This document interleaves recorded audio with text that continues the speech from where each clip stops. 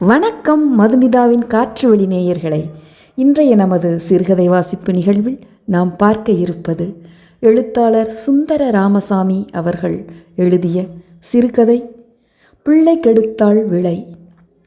பிள்ளை கெடுத்தாள் விளை என்னும் ஊரின் பெயர் முதலில் என் காதில் விசித்திரமாக ஒலித்தது. தங்கக்கண் அந்த ஊரின் பெயரை 10 வருடங்களாக ஆராய்ச்சி செய்து வருகிறேன் என்பான். மாடக்குழி, மாங்குழி, அதற்கு அடுத்தாற்போல் பிள்ளை கெடுத்தாள் விளையை கை நீட்டி தொட்டு விடலாம் என்பான் அவன். அவன் ஒரு சுதந்திர தியாகி. 42 புரட்சியில் சிறை சென்றவன். 51 கசையடிகள் வாங்கினானாம். முதுகில் பூரான் போல் அற்புதமான தழும்புகள் இன்றும் இருக்கின்றன. சுதந்திர போராட்டத்தை பற்றி பேச்சு வந்து அவன் தன் ஜிப்பாவை அவிழ்க்காமல் இருந்தான் என்று வரலாறு கிடையாது. நடுத்தெருவாக இருந்தால் என்ன, சுக்கு காப்பி கடையாக இருந்தால் என்ன, தியாகம்தானே. இதெல்லாம் பழைய கதை. இன்று அவன் ஒரு ஆராய்ச்சியாளன். அத்துடன் உள்ளூர் தினசரி சூறாவளியில் பிரதம நிருபராகவும் பணியாற்றி வருகிறான். முழுசாக 40 ரூபாய் சம்பளம். தேநீர், சுக்கு காப்பி, ரசவடை, பஸ் சார்ஜுக்கு கணக்கு எழுதி கொடுப்பதில் நாளொன்றுக்கு நிச்சயம் 1 ரூபாய் இசுக்கிவிட முடியும். கொடுத்து வைத்தவன். இந்த காலேஜ் ஆராய்ச்சியாளனுவ எண்ணத்தை வேணா பிடுங்கட்டும் செல்லத்தோர, ஒரு மண்ணும் கிடைக்காது. ஊர் பெயரில் கையவை, அள்ளு தங்க பாலத்தை என்று முழங்குவான் தங்கக்கண். நான் ஜிப்பா தைத்து கொண்டிருந்தேன். தங்க கண்ணுவுக்குத்தான். இருபுறமும் பாக்கெட்டு, பக்கவாட்டில் 3 தையல் என்று சொல்லியிருந்தான். திருப்பூர் சுத்த கதர். அவனுக்கு தீபாவளிக்கு அலுவலக அன்பளிப்பு. 10 வருஷமாட்டா என் தங்கமல்லா, ஒரு வித நாயமாட்டு போய் சொல்லு, மேலே இருக்கிறவனும் ஒப்பனும் இல்லா என்று நான் சொன்னேன். தங்கக்கண் கடையை விட்டு தெருவில் குதித்து அவனுடைய சைக்கிள் சாக்கு பையிலிருந்து ஒற்றை வரி 200 பேஜ் நோட்டுகளை எடுத்து வந்து என் கட்டிங் மேஜையில் ஒவ்வொன்றாக விசிறியவாறே, லேய் சொல்லத்தர படிச்சுப்பாரு, 3 முனைவர் வாங்குறதுக்கான சரக்கு, நீ எழுதுகிற சொத்த கவிதை இல்லை என்றான். தங்கக்கண் சொல்வதை கேட்கும்போது எனக்கு ஆச்சரியமாகத்தான் இருக்கும். ஊர் பெயர்களில்தான் என்னென்ன புதையல்கள். அவன் கூட்டி சொல்கிறவன்தான். கைவசம் கொஞ்சம் பொய்யும் உண்டு. ஆனாலும் அவனுடைய ஆராய்ச்சியில் வெளிப்பட்ட இந்த பெண்ணின் கதை எந்த கல் மனசையும் உருக்கிவிடக்கூடியது, அதில் சந்தேகமில்லை. சென்ற நூற்றாண்டின் ஆரம்ப காலமாக இருக்கலாம். வில்லுக்குறிக்கு தெற்கே ஊரே கிடையாது. சாலைகள் என்பது ஒற்றையடி பாதைகள். இன்று ரோட்டோரம் வயல்களை அழித்து அடுக்குமாடிகள் எழும்புகிற இடமெல்லாம் அன்று வெறும் காடு. காடுகளுக்கு பின்னால் மாடக்குழியும் மாங்குழியும் தான் இருந்தனவாம். பக்கத்தில் இருந்த தாமரை குளத்தை நம்பி பிழைக்கிறவர்கள் அங்கு குடியேறியிருந்தார்கள். அந்த தாமரை குளத்தை தன் 10 வயதிலேயே பார்த்திருந்தான் தங்கக்கண். குளமா, கடவுளுடைய மேஜிக் என்பான் அவன். சிறிய குளம்தான். தாமரைகள் விரிய இடம் தேடி முண்டுவதில் தண்ணீர் தெரியாது. இலைகளின் நளின அசைவுகளை வைத்தும் அவற்றின் மேல் சறுக்கல் நடனம் புரியும் வைரக்கற்களை வைத்தும் தான் நீரின் இருப்பை தெரிந்து கொள்ள முடியும். தங்கக்கண்ணின் முன்னோர்கள் மாடக்குழியில்தான் இருந்தார்கள். அன்று அவர்களில் பலரும் நாகர்கோவிலை பார்க்காமலே இறந்து போனவர்கள்தானாம். நாகர்கோவில் 6 மைல். காலை வீசி போடும் அவர்கள் நடைக்கு 1 மணி நேரம். நெசமாட்டுத்தான் சொல்லுதையா என்று நான் கேட்டேன். லேய் செல்லத்தொர, என்ன அளவில் உனக்கு தெரியும் கேளு என்று அடுக்க ஆரம்பித்தான் தங்கக்கண். அன்று உணவு மண் சாய்வுகளில் நடும் மரச்சீனி. ஒருவேளை உணவு சூரியன் உச்சிக்கு வந்ததும். பானம் கருப்பட்டி காப்பி. உடையா கௌபீனம். பொட்டையா போடாதே மேல் சீலை. ஒற்றையடி பாதைகளில் புல் முளைத்து விடாமல் காலால் மிதித்து அளிக்கும் காலம். பள்ளிக்கூடத்திற்கு சென்ற ஆணை கிடையாது. அப்புறம் என்ன பெண்? திண்ணை பள்ளிக்கூடமாவது இருந்ததா என்று நான் கேட்டேன். ஆலூரிலே ஒரு பாதிரியாரு. அவரை தேடி வாரவங்களுக்கு எழுத்து சொல்லி தந்துக்கிட்டு இருந்தாராம் என்று சொல்லிவிட்டு, அந்த பாதிரியாருக்கு பெயர் தெரியுமாலே உனக்கு என்று கேட்டான் தங்கக்கண். என்னன்னே என்றேன் நான். அப்படி கேளுல, நல்ல பிள்ளையா லட்சணமாட்டு, ஆண்ட்ரூஸ், சுத்த ஜெர்மன் ரத்தம் என்றான். அந்த பெண்ணின் பெயரை திட்டவட்டமாக கண்டுபிடிக்க முடியவில்லை. ஆராய்ச்சி வலையில் சிக்காத மீன்கள் தானே அதிகம். சிலர் அவர்கள் ஓர்மையிலிருந்து தாயம்மா என்றார்கள், சிலர் பேச்சியம்மா என்றார்கள். பெயர் என்னவாக இருந்தால் என்ன, அது பெண் ஜென்மம்.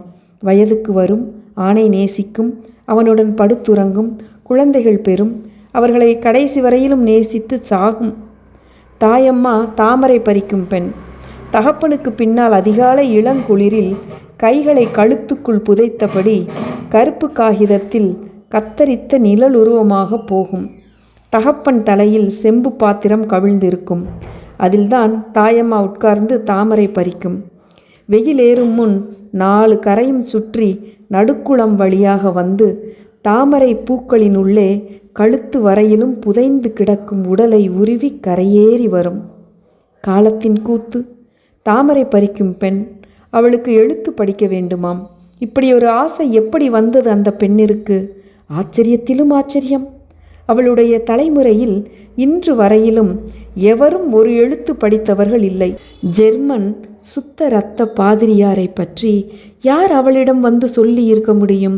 லே, எங்கேயோ ஒரு குடிசையில் தீப்பிடிக்கி, ஒரு பொறி பறந்து வந்து உன் குடிசையில் விழுது, 10 எரியுது குடிசை, உண்டா இல்லையா என்றான் தங்கக்கண். என்னென்ன படிப்பை போய் நெருப்புன்னு சொல்லுதே என்று நான் கேட்டேன். நெருப்பு தாம்ல, 10 எரியிற நெருப்பு களைகளை கரிக்கும். கரிச்ச இடத்துல பயிர் முளைவிடும்.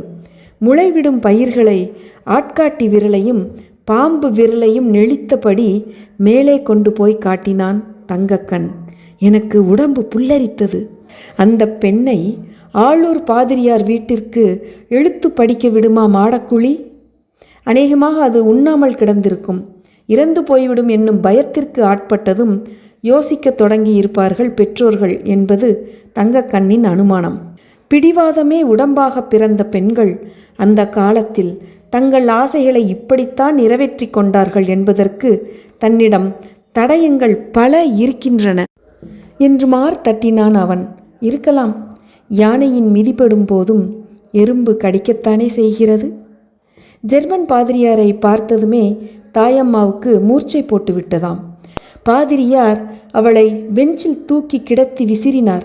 நினைவு சிறிது தெளிந்ததும் குசினிக்காரர் கொண்டு வந்த இளநீரை பாதிரியார் தேக்கரண்டியில் எடுத்து அவள் வாயில் தந்திருக்கிறார். என்னை பார்த்த பயம்தான், குழந்தைக்கு வேறு ஒன்றும் இல்லை என்றாராம் பாதிரியார். பாதிரியார் பல படங்களை கொண்டு வந்து காட்டியிருக்கிறார். பெரிய பெரிய படங்கள். தாயம்மாவுக்கு தெரியாதா? அவள் பார்த்திருக்கும் பிராணிகள் தானே அவை. காக்காய், புறா, குருவி, நாய், கள்ளப்பூனை. ஒரு எலி 2 பற்களை காட்டி சிரித்தது. அவளுடைய ஒவ்வொரு பதிலுக்கும் பாதிரியார் கையை பலமாக தட்டினார். தாயம்மா அதுவரையிலும் அறிந்திராத சில விஷ ஜந்துக்களையும் பாதிரியார் அவளுக்கு அறிமுகப்படுத்தினார். தன் ஊரில் இருப்பவை தவிர வேறு பிராணிகள் இல்லை என்று நினைத்து கொண்டிருந்த தாயம்மாவுக்கு அதிர்ச்சியாக இருந்தது. இவ்வளவு விஷ ஜந்துக்களை கடவுள் எதற்கு படைத்திருக்க வேண்டும்? தாயம்மாவின் தந்தை ராசையாவிற்கு ஆண்ட்ரூஸ் பாதிரியாரை பிடித்ததோடு அவர் மேல் நம்பிக்கையும் ஏற்பட்டு இருப்பது தெரிய வந்தபோது தாயம்மா, அந்த ஐயா ஏன் கையை தட்டிக்கிட்டே இருக்காரு என்று கேட்டாள். தெரியலைம்மா, நான் இப்படி கண்டதில்லை என்றானாம் ராசையா என்று உடனிருந்து பார்த்தது போல் சொன்னான் தங்கக்கண். அவன் கண்டுபிடித்த உண்மைகளை விட அவனுடைய கற்பனைகள்தான் என்னை பைத்தியமாக அடித்தன. ஒவ்வொரு நாள் காலையிலும் தாமரைகளோடும் தாயம்மாவுடனும் ஆண்ட்ரூஸ் பாதிரியார் வீட்டிற்கு போனான் ராசையா. பாதிரியார் தினமும் அவன் அனுமதி பெற்று பாதி விருந்த தாமரையொன்றை எடுத்து தன் மேஜையில் இருந்த பூ கிண்ணத்தில் வைத்து கொள்வாராம். தாயம்மாவுக்கு ஒரே சிரிப்பு. ஏன் இப்படி குழந்தை மாதிரி? தாமரை குளத்தை விட பெரிய பூக்கிண்ணம் உண்டா? தாயம்மா வயதுக்கு வந்தாள். என்ன வேடிக்கை இது! நாளை எழுத்து படிக்கிறோம் என்பதற்காக அவளால் வயதுக்கு வராமல் இருக்க முடியுமா? ஆனால் மாடக்குழி ஊர் கூடி எதிர்த்தது. தலையும் முளையுமாக நிற்கிற பிள்ளைக்கு படிப்பு ஒரு கேடா? அவள் தலையை வெளியே நீட்டக்கூடாது. அதன் பின் ஏது ஆளூர் ஆண்ட்ரூஸ் பாதிரியார்? ஒரு நாள் முற்பகல் நேரம். ஆண்கள் எல்லோரும் வேலைக்கு போய்விட்டிருந்தார்கள். ஜெர்மன் பாதிரியார் தாயம்மாவின் வீட்டு முற்றத்தில் வந்து நிற்கிறார். கடவுளே, என்ன இது? ஊர் பெண்கள் அவரை சூழ்ந்து விட்டார்கள். குவிந்த அவர்கள் கைகள் மார்பை அழுத்தி கொண்டிருக்கின்றன. உடல் இறுகியதில் விரல்கள் மடங்கி புறங்கையை அழுத்துகின்றன. கண்ணீர் ததும்புகிறது அவர்களுக்கு. காலை வெயில் பாதிரியார் மீது பாதி விழுந்து மறுபாதியை நிழலுக்கு கொடுத்திருக்கிறது. பின்னால் குடிசைகள். பார்க்கும் இடங்களெல்லாம் தென்னை மரம். தென்னை மரங்களின் அடர்த்தி இறக்கும் இருட்டு. நினச்சி பாருல செல்லத்தொர, இதைவிட அற்புத ஓவியம் உண்டா இந்த உலகத்தில் என்று கேட்டான் தங்கக்கண். என்ன கற்பனை, என்ன வாய்ஜாலம்! தாயம்மா மிகவும் கெட்டிக்காரி. தினமும் இங்கு வந்து தென்னை மரத்தடியில் உட்கார்ந்து பாடம் சொல்லித் தருகிறேன் என்கிறார் பாதிரியார். பெண்கள் அழத் தொடங்கிவிட்டார்கள். ஐயா, நீங்கள் போட்டிருக்கிற செருப்பால் எங்கள் கன்னத்தில் அடியுங்க ஐயா, இப்பமே பிள்ளைய கூட்டிக்கிட்டு போங்க, ஆசை தீர மட்டும் சொல்லி கொடுங்க என்று எல்லா பெண்களும் சேர்ந்து கத்தியிருக்கிறார்கள். ஒரு நாள் 2 நாள் அல்ல, 10 வருடம் படித்தாள் தாயம்மா. ஆங்கிலம், கணக்கு, விஞ்ஞானம் என்று 3 பாடங்கள் சொல்லித்தந்தார் பாதிரியார். படிப்பு முடிந்த அன்று ராசையாவிடம் ஐரோப்பாவில் மிகப்பெரிய பள்ளியில் இளங்கலை கற்றுத்தேர்ந்த பெண்ணிற்கு நிகராக இருக்கிறாள் தாயம்மா என்று பாதிரியார் சொன்னார். இது பாராட்டு என்பதை தெரிந்து கொள்ள முடியாத அளவுக்கு ராசையா என்ன அறிவிலியா? படித்தவர்கள் விவரங்கள் தந்துதான் பேசுவார்கள். நமக்கு தெரிய வேண்டியது அடிப்படைதானே. ஐயா, இதுக்கு தாய் ஒரு ஆலோசனை கேட்க சொன்னாங்க உங்ககிட்ட, கேட்கலாமா ஐயா என்று கேட்டான் ராசையா. கேளு, இது பாதிரியார். இனி இந்த பிள்ளைய வச்சுக்கிட்டு நாங்கள் என்ன செய்ய? பாதிரியார் முகம் வருத்தத்தில் வாடியது. ஒரு நிமிடம் கூட அவர் யோசிக்கவில்லை. பெரியவங்க என்னைக்கும் பெரியவங்க தாம்ல செல்லத்தொர என்கிறான் தங்கக்கண். தாய்க்கும் தந்தைக்கும் சம்மதம் என்றால் அவளை மேல் படிப்புக்கு ஜெர்மனிக்கு அனுப்புகிறேன் என்றாராம் பாதிரியார். நினச்சிப்பாருல செல்லத்தொர, நினச்சிப்பாரு என்கிறான் தங்கக்கண். அவனுடைய கண்கள் கலங்குகின்றன. ராசையா தன் மனைவியிடம் பாதிரியார் சொன்னதை சொன்னார். என் பிள்ளைய கடலில் முக்கி கொள்வதுக்கு வழி பார்க்கலோ, எதுக்கு ஏன் முன்னாலேயே 4 துண்டாட்டு வெட்டி போடுங்களேன் என்று சொல்லியவாறு குரல் எடுத்து அழ ஆரம்பித்தாள் அவள். தாயம்மா வீட்டோடு இருந்தாள். அவளுக்கு வாசிக்க ஆசையாக இருக்கும். பாடப்புத்தகங்களை எத்தனை தடவை தான் திரும்ப திரும்ப படிப்பது? பக்கங்கள் கசங்கி அழுக்கேறிவிட்டன. எழுத வேண்டும் என்று தோன்றும். தாளுக்கு பஞ்சம். ஆட்டுப்புழுக்கை பென்சில் இருந்தாலும் கொஞ்சம் எழுதுவாள். அதிகமும் ஆண்ட்ரூஸ் பாதிரியாருக்கு தபாலில் சேர்க்காத கடிதங்கள். ஆங்கிலத்தில் பேச வேண்டும் என்று தோன்றும். மனதிற்குள் பேசிக்கொள்வாள். தாய் சுள்ளி பொறுக்கப் போயிருக்கும் போது ஆங்கில கவிதைகளை வாய்விட்டு சொல்வாள். ஆண்ட்ரூஸ் பாதிரியாரின் உச்சரிப்பை போலி செய்து பார்ப்பாள். இந்த கிராமத்தில் தனக்கு என்னென்ன தெரியும் என்பது தெரிந்த ஒரு ஜீவன் கூட இல்லாமல் போய்விட்டதே. என்றைக்கும் மாடக்குழி மாறாமலேயே இருக்குமா? சில பிள்ளைகள் படிக்க ஆளூருக்கே போகத் தொடங்கிவிட்டன. தாய்மார்களுக்குத்தான் என்ன துணிச்சல்? வயது வருவது வரையிலும் பெண்களும் படிக்கலாமாம். காலத்தின் கூத்து. வீட்டுப்பாடம் இலவசமாக கற்றுத்தருகிறேன் என்று சொன்ன பிறகும் கூட ஒரு குஞ்சு குழுவான் வரவில்லையே தாயம்மாவிடம். குழந்தைகள் என்ன செய்யும்? தாய்மார்கள் அவர்களை வற்புறுத்திய போது அக்கா கிட்ட போகிறதுக்கு பயமாட்டு இருக்குதம்மா என்றிருக்கிறார்கள் அவர்கள். இதை சொன்னதும் வாய்விட்டு சிரித்தான் தங்கக்கண். எதுக்கென்ன சிரிக்க என்று நான் கேட்டேன். பிள்ளைகள் சொல்லிச்சாம், அவங்க வேற தினுசாட்டு இருக்காங்கம்மா, நம்மளை போல இல்லைன்னு. மீண்டும் சிரிக்கிறான் தங்கக்கண். தாயம்மாவுக்கு கல்யாணமாகவில்லை. படிக்காத பெண்களை கொத்தி கொண்டு போனார்கள். வகுப்புக்கு வகுப்பு முட்டை போட்டு கொண்டிருந்த பையன்கள். தாயம்மாவை கட்ட ஒரு பயல் இல்லை. முட்டா பயல்களுக்கு படித்த பிள்ளைய கட்டுறதுக்கு பயம்ல செல்லத்தர என்று சொல்லிவிட்டு சிரிக்கிறான் தங்கக்கண். நைந்த துணிகளை வாங்க வந்தவர்கள் அப்படியே பெஞ்சில் உட்காரத் தொடங்கிவிட்டார்கள். பெஞ்சில் இடமில்லாமல் ஒருவர் கட்டிங் மேஜையில் சாய்ந்து கொண்டு நிற்கிறார். தங்கக்கண்ணுவின் சொல் ஜாலம் மனித மனங்களை கட்டி போடுகிறது. கலைஞன்தான் அவன். அறிவு கெட்டவர்களா? காலத்தை மரத்திலா கட்டி போடுவீர்கள்? அது நகர்ந்து கொண்டுதான் இருக்கும். மிக மெதுவாக அல்லது மிக வேகமாக.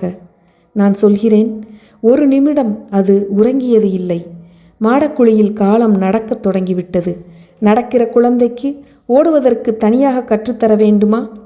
மாடக்குழியிலேயே ஒரு பள்ளிக்கூடம் இருக்க வேண்டுமாம். மாடக்குழி மகான்கள் சொல்கிறார்கள். நம்ம ஊரிலே பள்ளிக்கூடம் இல்லைன்னு சொல்லுறதுக்கு குறைச்சலாட்டு இருக்குது. பெரியவர்கள் கூட்டம் போட்டார்கள். தாயம்மாவை தலைமை ஆசிரியையாக போடலாம். இப்படியும் ஒரு யோசனையா? போடலாமாவா? போட வேண்டும். அவளுக்கு இருக்கும் யோக்கியதை உங்களில் எந்த நாய்க்கு இருக்கிறது? தாழ்ந்த ஜாதி பிள்ளை தாழ்ந்த ஜாதி பிள்ளைதான். அதற்காக அந்த பிள்ளையை தலைமை ஆசிரியையாக போடவில்லை என்றால் நான் கமிட்டியிலிருந்து வெளியே போகிறேன் என்கிறார் மோகன்தாஸ். அவர் சுதந்திர தியாகி. 3 வருடம் கடுங்காவலில் வாடியவர். அவருக்கு ரத்தம் கொதிக்கிறது. பாரலே செல்லத்தொர காலம் அடிக்கிற கூத்த.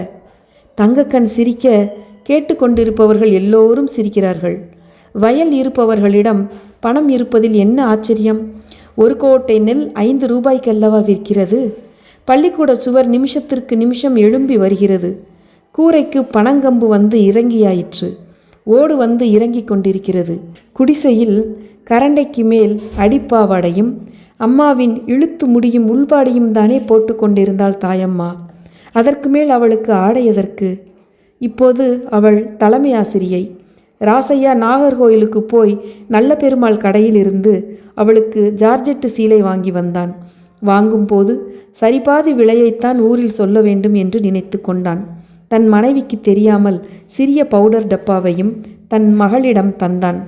அம்மா கொன்னுடுவாங்கப்பா, அவள் கையை முறித்து அடுப்பில் வைப்பேன், ஊர் உலகம் தெரியாத கழுத. அவனுடைய வம்சத்தில் அவள்தான் முதலில் பவுடர் பூசிக்கொள்ளப் போகிறாள். மகளே செம்மையாட்டுப்போ, தாயோளிகள் தலை தூக்கி பார்க்கணும் என்கிறான் ராசையா. அவள் தாழ்ந்த ஜாதி, கருப்பு.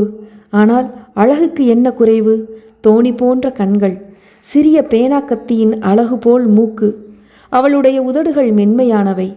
முத்தத்திற்கு அவ்வளவு தோதான உதடுகளை அந்த ஆண்டவன் பயல் அதற்கு முன்னும் படைத்தது இல்லை, பின்னும் படைத்தது இல்லை என்று ஒரு போடு போடுகிறான் தங்கக்கண். பெஞ்சில் அமர்ந்திருந்த முதியவர் ஆவேசமாக எழுந்து வந்து தங்கக்கண்ணை தன் மார்போடு அணைத்து கொள்கிறார். நான் சொல்லுத நீ கலைஞந்தாம்ல என்கிறார். எனக்கு என்ன செய்ய வேண்டும் என்பது தெரியவில்லை. துண்டு துணிகளை அப்படியே வாரி எடுத்து அவன் தலையில் தூவுகிறேன். தாயம்மா ஆத்மார்த்தமாக வேலை பார்த்தாள். 4 வகுப்புகள், வகுப்புக்கு 4 பிள்ளைகள். காலப்போக்கில் பிள்ளைகள் கூடும், பள்ளியின் பெயர் பரவும். ஊர் பெரியவர்கள் வீடு வீடாகச் சென்று பிள்ளைகளை பள்ளிக்கு அனுப்ப சத்தம் போட்டார்கள். போய் போய் எங்கு போகிறோம் என்பது தெரியாமல் ஆளூர் பெரிய பள்ளிக்கூடம் முன்னால் போய் விழுந்து விட்டார்கள். அது 10 வகுப்புகள் கொண்ட முரட்டு பள்ளிக்கூடம். ஏம்ல வடக்க வாரிங்க தெக்க போங்களே என்று ஆளூர் பள்ளி ஆசிரியர்கள் இவர்களை விரட்டினார்கள். ஆறுமுகத்திற்கு கோபம் தலைக்கேறி விட்டது. லேய், எனக்கு வயலை வித்தாவது எங்கள் பள்ளிக்கூடத்தில் 10ஆம் வகுப்பு வரையிலும் கொண்டு வருவோம்ல. ஒரு குஞ்சு குழுவாக உங்கள் பள்ளிக்கூடத்துக்கு வராது, தூக்கு போட்டுக்கிட்டு சாவுங்களே என்று கத்தினார் அவர். அது வெறும் ஆவேசமல்ல, சவால். அவர் நினைத்தால் நடக்காத காரியமா? ஆலூரில் இருந்து பார்வதிபுரம் வரையிலும் பறந்து கிடக்கின்றன அவர் வயல்கள். அவற்றை அவர் விற்கத் தொடங்கினார். எங்கள் ஊர் பிள்ளைங்களுக்கு நான் கண் தந்து விட்டு தான் சாவேன் என்றார். நான் அனாத பிணமாட்டு சாகணும், அது ஒன்று தான் எனக்கு பெருமை என்று கர்ஜிக்க தொடங்கினார். மாடக்குழி பள்ளிக்கூடம் மாடக்குழி ஹைஸ்கூல் ஆகிவிட்டது. தாயம்மாவுக்கு 300 ரூபாய் சம்பளம். நம்ம மாவட்டத்தில் எந்த பைய ஒரு ஆசிரியைக்கு 300 ரூபாய் அள்ளித்தாரான் கேட்கேன். மாடக்குழி ஜனங்கள் பெருமை அடித்து கொண்டது நியாயம்தான். தாயம்மாவின் உடல் லேசாக கனக்கத் தொடங்கிற்று. பெண்களுக்கு பொறாமை. வண்டல் திரண்டது போல் உடம்பு. வீட்டில் மீன் கூட இறங்காத நாள் கிடையாது. நாளுக்கு ஒரு சேலை. சுதந்திரம் கிடைத்த பின் வந்த முதல் தேர்தலிலே நிற்க கட்சிக்காரர்கள் அவள் கையை பிடித்து இழுக்கிறார்கள். பார்லிமெண்ட் தேர்தலாம். பிரச்சார கூட்டத்தில் இங்கிலீஷில் பேசி காட்ட வேண்டுமாம்.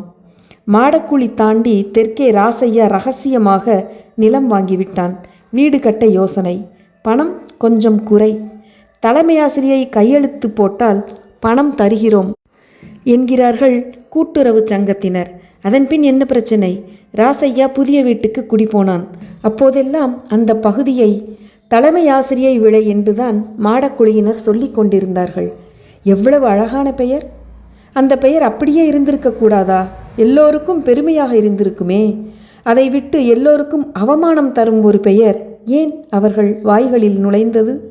காலமே, ஏன் இப்படி புதிய துக்கங்களை கொண்டு வருகிறாய்? தாயம்மா சந்தோஷமாக இருந்தால் உனக்கு என்ன குறைந்து போயிற்று என்கிறான் தங்கக்கண். ஏன் அவன் தொனி மாறுகிறது? வேலை இருக்கிறது என்று சொல்லிவிட்டு பெஞ்சிலிருந்து எழுந்த பெரியவர் மீண்டும் உட்கார்ந்து கொள்கிறார். இந்த காலத்தில்தான் தாயம்மாவுக்கு மிக பெரிய அபவாதம் வந்து சேருகிறது என்று மென்மையான குரலில் சொல்கிறான் தங்கக்கண். என்ன அபவாதம்லே என்று கேட்கிறார்கள் பெரியவர்கள். அவர்களால் நம்ப முடியவில்லை. தங்கக்கண் தன் 2 கரங்களையும் குவித்து கொள்கிறான். ஐயா, நான் ஒரு எளிய ஆராய்ச்சியாளன். என் ஆராய்ச்சி என்னை படுகுழிக்கு இழுத்துக்கிட்டு போகுதே, நான் என்ன செய்வேன் என்று புலம்புகிறான் தங்கக்கண். மணிகண்டன் மாடக்குழியில் ஹைஸ்கூலில் 4வது வகுப்பில் படித்து கொண்டிருந்தான். என்ன அழகு! சற்று வசதியான குடும்பம். அரசியல்வாதியான அவன் தந்தை அவசரமாக சம்பாதித்து கொண்டிருந்தார். அதோடு நல்ல செல்வாக்கும் அவருக்கு இருந்தது. மணிகண்டன் கணக்கில் ஓட்டை என்று தாயம்மா அவனுக்கு பள்ளிக்கூடம் விட்ட பின்பு தனியாக பாடம் எடுத்து வந்திருக்கிறாள். அப்படி எத்தனையோ குழந்தைகளை தனியாக கவனித்து கரையேற்றி விட்டிருக்கிறாள் அவள் என்பது ஊர் அறிந்த செய்திதான். அன்று பள்ளி விட்டு திரும்பிய மணிகண்டன் அழுது கொண்டே தன் வீட்டிற்குள் நுழைந்தானாம். அவன் முகம் வீங்கி கிடந்ததாம். தன் தாயிடம் என்ன சொன்னான் அவன்? ஊர்க்கதை எனக்கு தெரியுது, என் வாய் அதை சொல்லுறதுக்கு தடயம் கிடைக்கணும்லா, தேடுதேன் ஆம்படலையே என்று கையை விரிக்கிறான் தங்கக்கண். நடந்ததை சொல்லல என்கிறார்கள் பெரியவர்கள். தங்கக்கண் சிறிது நேரம் மௌனமாக இருக்கிறான். அவனது மௌனத்தை தாங்கிக் கொள்ள முடியவில்லை. சகல வீடுகளிலும் ஒரே நொடியில் விளக்கை அணைத்து விட்டால் ஒரே நொடியில் அங்கெல்லாம் இருளும் புகுந்து விடாதா? மணிகண்டன் தன் தாயிடம் சொன்ன விஷயம் மாடக்குழி முழுக்க ஒரே நொடியில் பரவிற்று என்றால் அதில் மிகையில்லை. பள்ளிக்கூட நிர்வாக குழுவினர் எங்கு இரகசியமாக கூடி விவாதித்தார்கள் என்பது தெரியவில்லை. நடுநிசியில் பள்ளிக்கூடத்திலேயே அவர்கள் கூடி பேசியிருக்கலாம். இல்லை, யாராவது பிரமாணியின் வீட்டில் கூட்டம் போட்டிருக்கலாம். நாகர்கோவில் சென்று ஒரு ஓட்டலில் அறை அமர்த்தி கொள்வது கூட அவர்கள் நினைத்திருந்தால் பெரிய விஷயமில்லை. எங்கு கூடினால் என்ன? அன்றிரவு அவர்களில் ஒருவர் கூட உறங்கவில்லை. விடிந்து கோழி கூவும்போது அவர்கள் திட்டம் முழுமை அடைந்திருந்தது. அது மிக கொடூரமான திட்டம்தான், இல்லை என்று சொல்ல முடியாது. தாங்கள் அரும்பாடுபட்டு கட்டி வளர்த்த பள்ளியை காப்பாற்ற அந்த திட்டத்தை அமல்படுத்த வேண்டும் என்று அவர்களுக்கு தோன்றிவிட்டது. காலமே உன் கூத்து. மாலை மணி அடித்து மாணவ மாணவிகள் வெளியேறிய பின் பள்ளிகள் அடையும் வெறுமையின் துக்கத்திற்கு மாடக்குழி பள்ளியும் ஆட்பட்டு நின்ற நேரம் அது. அந்த வெறுமையை கண்டு எக்களித்து வருகிறது மாலை மயக்கம். பள்ளியையும் எதிரே தென்னந்தோப்பையும் தன் அணைப்புக்குள் கொண்டு வந்து கொண்டிருக்கிறது அது. கணத்திற்கு கணம் அதன் பிடி இறுகுகிறது. தன் உணர்வின்றி பணியில் ஆழ்ந்து கிடந்த தாயம்மா தலை தூக்கி பார்த்தபோது ஜன்னலோரங்களில் பதுங்குகிறது இருள். அவள் படபடவென்று நோட்டுக்களை அடுக்கியவாறே எழுந்திருந்தாள். அப்போதுதான் ஆசிரியர்களில் சிலரும் ஊர் பிரமாணிகளில் சிலரும் தெற்குத்தோப்புக்கு வந்து மரத்தின் மறைவுகளில் தங்கள் உடல்களை புதைத்து கொண்டார்கள். வெளிவாசல், வகுப்பறைகள், தஸ்தாவேஜு அலமாரி, தட்டுமுட்டு சாமான்கள் அறை எல்லாவற்றின் சாவிகளும் தாயம்மாவிடம்தானே இருந்தன. மேடம், சாவி கொத்தை எங்கே வச்சிருக்கீங்க மேடம் என்று கேட்கிறான் பியூன் பிச்சாண்டி. இவ்வளவு நேரமாகியும் அவன் போகாமலா இருக்கிறான்? தாயம்மாவின் கை யந்திரகதியில் சாவிக்கொத்தை அவனிடம் தருகிறது. தாயம்மா வராண்டா வழி வந்து படி இறங்கி முற்றத்தில் நின்று பார்க்கிற போது, என்ன இது, முன்வாசல் பூட்டப்பட்டிருக்கிறது? அவள் ஒரு நிமிடம் ஸ்தம்பித்து நின்றாள். பின்னால் கால் அரவம் கேட்டு திரும்பி பார்த்தபோது அவள் இறங்கி வந்த வராண்டாவிலும் படியிலுமாக ஆசிரியர்களும் ஊர் பெரியவர்களும் நிற்கிறார்கள். எப்படி முளைத்தார்கள் ஒரு நொடியில்! அவர்கள் முகங்கள் ஒவ்வொன்றும் கற்குளவிகள் போல் இறுகி கிடக்கிறது. அப்போது ஊர் பெரியவர் கேட்கிறார், மேடம், நேத்து என்ன நடந்தது, சித்த சொல்லுவீங்களா? தாயம்மா ஏதோ சொல்வதற்காக வாயை திறந்தபோது பெரியவர் பின்னால் மறைத்து வைத்திருந்த பிரம்பால் அவள் வாயில் அடித்தார். அவள் உதடுகள் கிழிந்து இரத்தம் வழிந்தது. அதன் பின் ஆளாளுக்கு பிரம்பால் அவளை சாத்தத் தொடங்கினார்கள். கடவுளே, ஒவ்வொரு விளாசலுடனும் என்னென்ன வசைகள்! ரவுக்கு அவுக்கதுக்கா ஸ்கூலுக்கு வர தேவடியா? மார்பில் ஒரு அடி. இப்போ நான் உறிஞ்சட்டுமா உனக்கு? மீண்டும் மார்பில் ஒரு அடி. தாயம்மா மதிலேறி குதிக்க முயல்கிறாள். அவள் சுவரில் கையை வைக்க வைக்க அவள் கை மீது மாறி மாறி அடி விழுகிறது. தாயம்மா அழவில்லை, கத்தவில்லை, ஒரு சொல் சொல்லவில்லை.